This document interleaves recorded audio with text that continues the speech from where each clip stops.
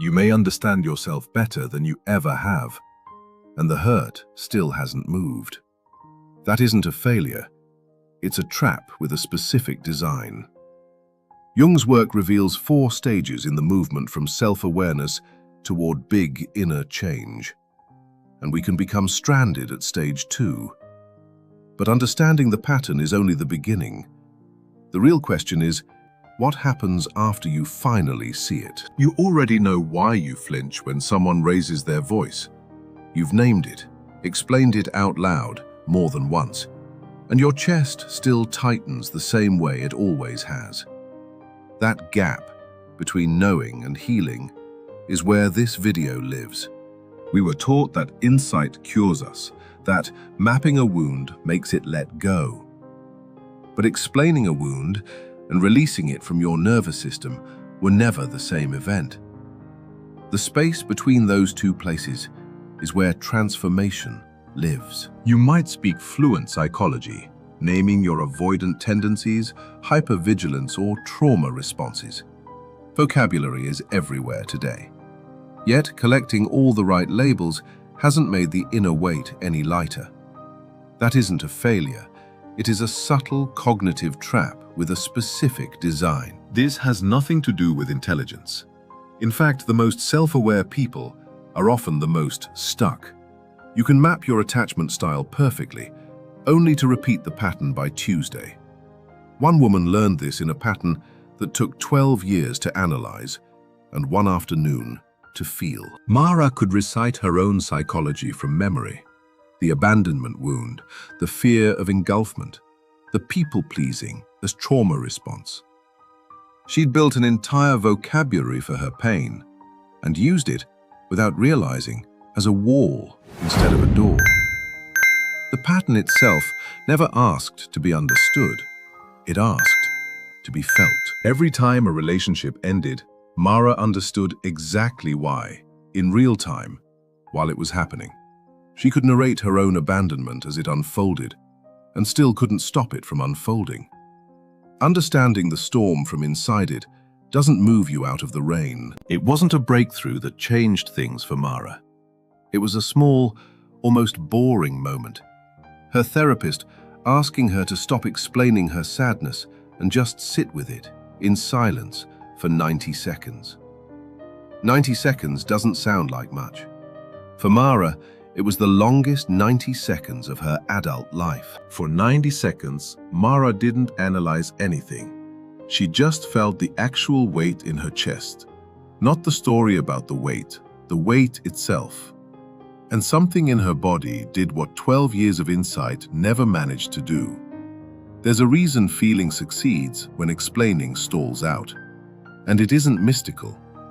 Carl Jung mapped it almost a century ago. Jung spent decades treating patients exactly like Mara. Brilliant, self-aware, and completely stuck. And he noticed the same pattern in almost all of them. They could explain their wound fluently and still be ruled by it completely. He didn't think this was a coincidence. He thought it was a structure, one most of us are standing inside of right now. Here's why your insight feels like progress, but doesn't act like it. Jung described healing as 4 stages: telling the truth about your pain, understanding it, adjusting your behavior around it, and finally, becoming someone different because of it. Most people, most therapy speak on your feed, gets you through stage 2 and calls it the finish line. Every time you say, "I know why I do this," and stop there, you aren't lying. You're just standing at door 2, mistaking the light in the hallway for the actual exit. Which raises the real question: what waits behind door 3? Stopping at door 2 feels rewarding because naming a pattern grants the mind a subtle sense of relief. Jung observed the danger in that relief. It feels identical to healing, while doing none of the healing's actual work.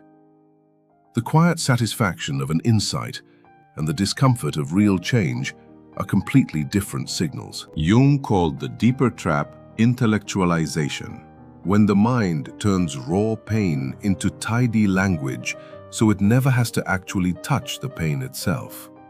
It's not dishonesty, it's protection. Your ego would rather understand the wound than survive feeling it again.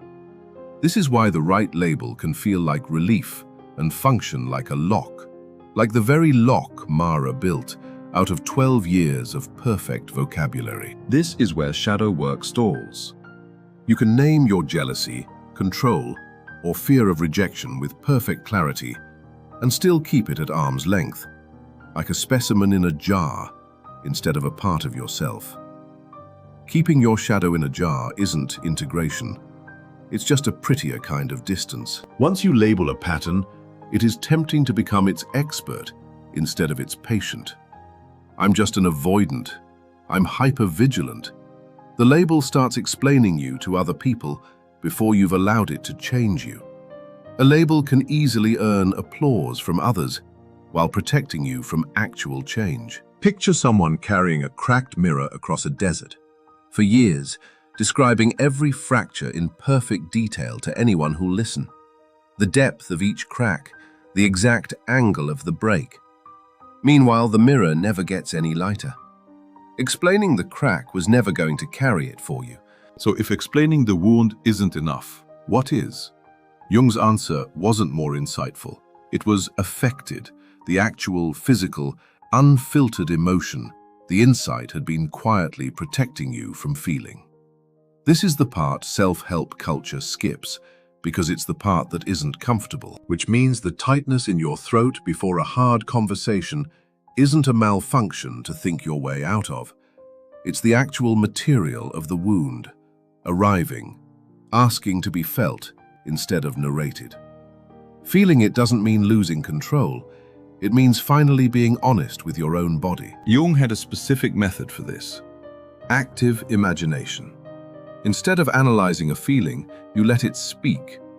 You picture the fear, the anger, the ache, as if it were a presence in the room. And you ask it, honestly, what it actually wants. It sounds strange until you realize you've been arguing with these feelings your whole life without ever once asking them a real question. When you snap at someone over something small, that reaction isn't random. It's an old emotion speaking loudly because it was never asked what it needed. Most people punish the reaction. Jung would ask you to dialogue with it.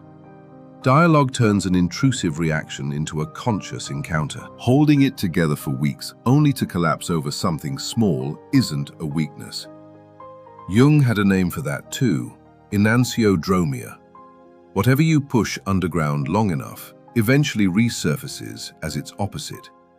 What the conscious mind attempts to deny, the unconscious eventually brings back into balance. Maybe you've built a beautiful, articulate case for your own pain.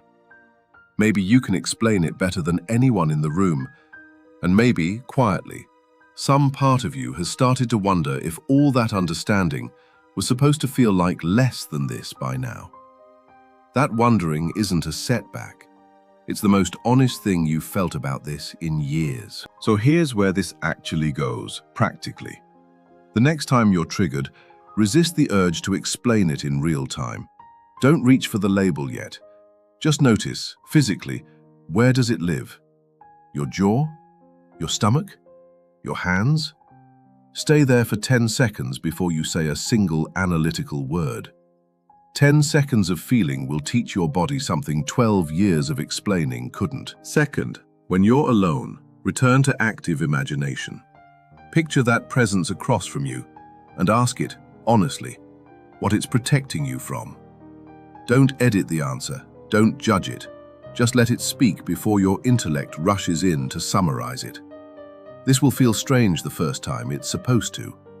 You're finally including a part of yourself you've only ever talked about. Third, and this is the step almost everyone skips, do one small thing that contradicts the old pattern in real life where it actually costs you something.